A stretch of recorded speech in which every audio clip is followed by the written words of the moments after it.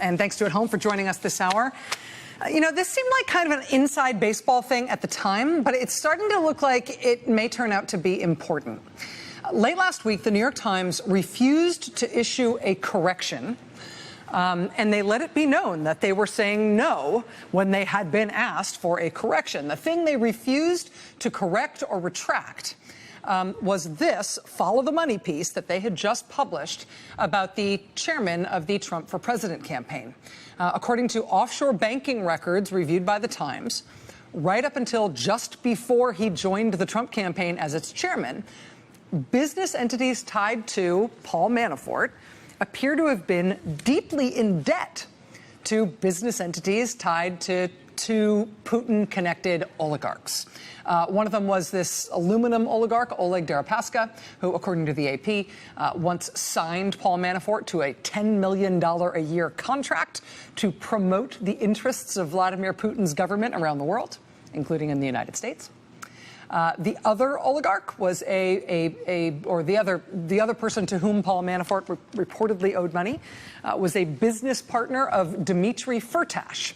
Dmitry Firtash was a major backer of the pro-Putin political party in Ukraine that Paul Manafort worked for years.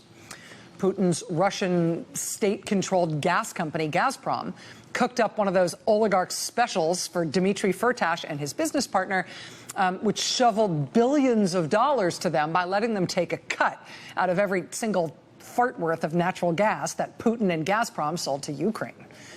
These guys then repaid Putin for that multi-billion-dollar favor by funding the pro-Putin political parties and politicians that Putin wanted in power in Ukraine. So it's nice work if you can get it. I'm sorry I said fart. A few days ago, we reported on a dismissed U.S. lawsuit that claimed that one of the ways those guys laundered Putin's money before sending it back to Ukraine to buy Putin a government there was that it was funneled into and out of New York City real estate deals. The showcase deal of that alleged scheme was an $850 million plan to tear down and redo this hotel, the Drake Hotel in New York City. This would have been a mammoth real estate deal if it happened. The people who were reportedly going to be in on it were Dmitry Firtash, the oligarch guy who was in on the gas deal in Ukraine that Putin set up for him, Dmitry Firtash, and Paul Manafort, and a guy who made his career in New York real estate working for Donald Trump's dad. That was the group that was going to remake the Drake Hotel, make it into a Bulgari Tower, in a deal that was worth about $850 million. Now, for a variety of reasons, that huge deal never happened. But the New York Times reported last week that as of December 2015, right before Paul Manafort became chair of the Trump campaign, documents that the Times reviewed showed that business entities related to Paul Manafort owed business entities related to Dmitry Firtash millions of dollars, like nearly $10 million. Now, Paul Manafort, after the Times published that story, Paul Manafort was reportedly upset with that reporting. He wanted a retraction of that reporting, but the Times is standing by its story. And that is starting to seem like it's getting very important, because now there's this. Dmitry Firtash, the oligarch who Manafort was going to do that $850 million Drake Hotel deal with, Dmitry Firtash, has been popping up in U.S. news off and on for a few months now because the U.S. Justice Department has been trying to extradite him to the United States to stand trial. This is a fairly baroque case. It involves an alleged plot to bribe government officials in India to allow him to mine titanium in that country that he would then sell to Boeing for airplane parts. This is a case that's been going on for a while, but now, as of last night, the Justice Department has just made some new filings in the case against Dmitry Firtash, Paul Manafort's old reported business partner. And these new filings from the Justice Department make two new, very serious claims. One, which was first reported by the Associated Press, is the Justice Department allegation that Dmitry Firtash wasn't just trying to pay bribes in India, he was trying to pay bribes in the United States as well. That's the first new claim. The second new claim that the government is making, the one that's rattling around like a ricochet inside a shooting range, is newly reported tonight from NBC News. According to NBC's review of these new court filings from the Justice Department is now alleging that Dmitry Firtash, the major funder of the pro-Putin political party that Paul Manafort worked for, the Putin-connected oligarch to whom Paul Manafort had contested but reportedly very large financial dealings right up until the time he joined the Trump campaign. The Justice Department now says that Dmitry Firtash is not only wanted in the United States, they now say he is a high-ranking figure in the Russian mob. Quote, the Department of Justice has identified a former business associate of ex-Trump campaign manager Paul Manafort as an upper echelon associate of Russian organized crime. Quote, the government says that prosecuting Firtash and his co-defendant in this alleged scheme will disrupt this organized crime group and prevent it from further criminal acts within the United States. Now, this is the stance, as of right now, of the U.S. Justice Department. And this is bad news for oligarch Dmitry Firtash, obviously, right? This is also troubling news for the White House. If the investigation into the Trump campaign and its potential ties to Russia has now taken a turn toward exploring financial connections and business arrangements, right? Well, a direct financial and business and political link between the Trump campaign chair and someone who the U.S. government is now naming as a major figure in Russian organized crime, that is an unsettling thing. At least that must be an unsettling thing for the White House. Now, when it comes to these alleged linkages, Paul Manafort is distancing himself from Dmitry Firtash. He's playing down that Drake Hotel deal that they tried. He's telling NBC News there was no real business relationship between them. He says, quote, there was one occasion where an opportunity was explored, nothing transpired, and no business relationship was ever implemented. Well, the Justice Department is after this guy now.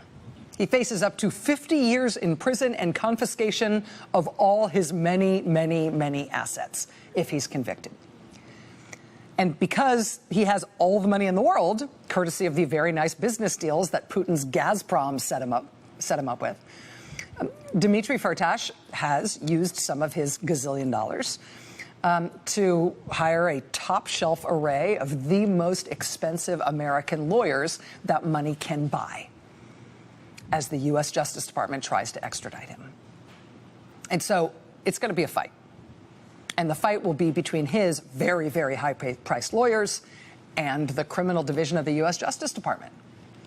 And the criminal division of the U.S. Justice Department, until now in this administration, has been run by an acting director of that division, who's left over from the Obama administration and left over from the George W. Bush administration before that, career person.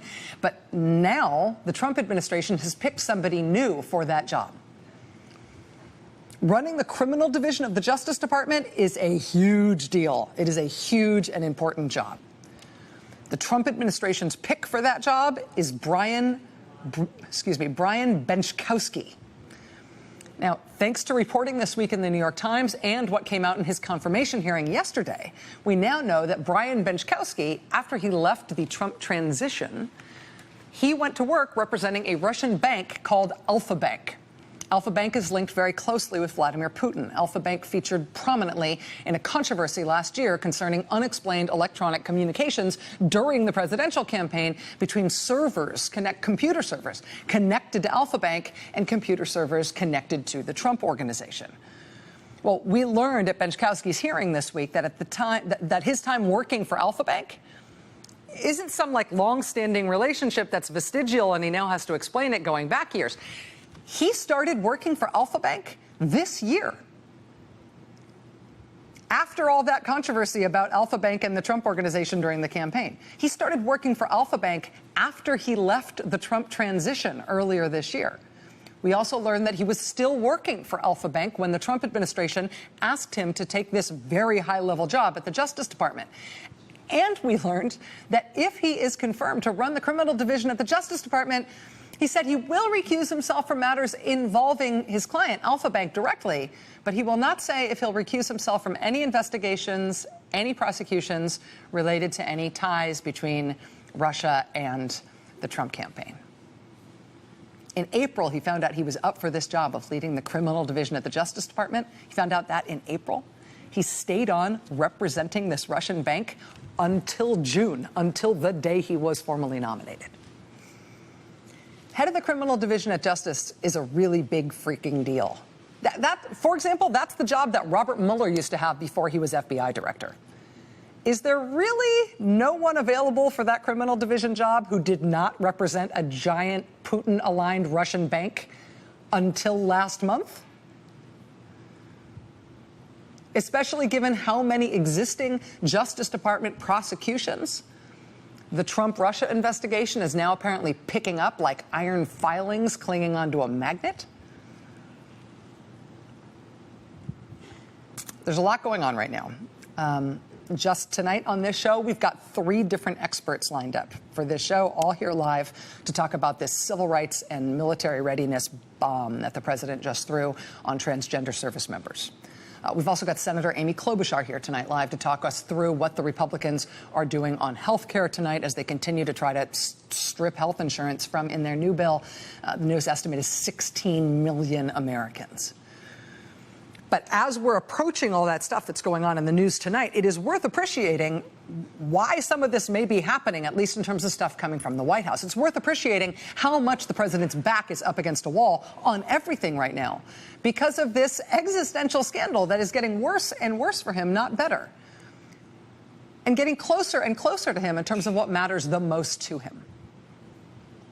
This week, we have learned that his daughter, Ivanka, now has just hired a top-tier defense lawyer.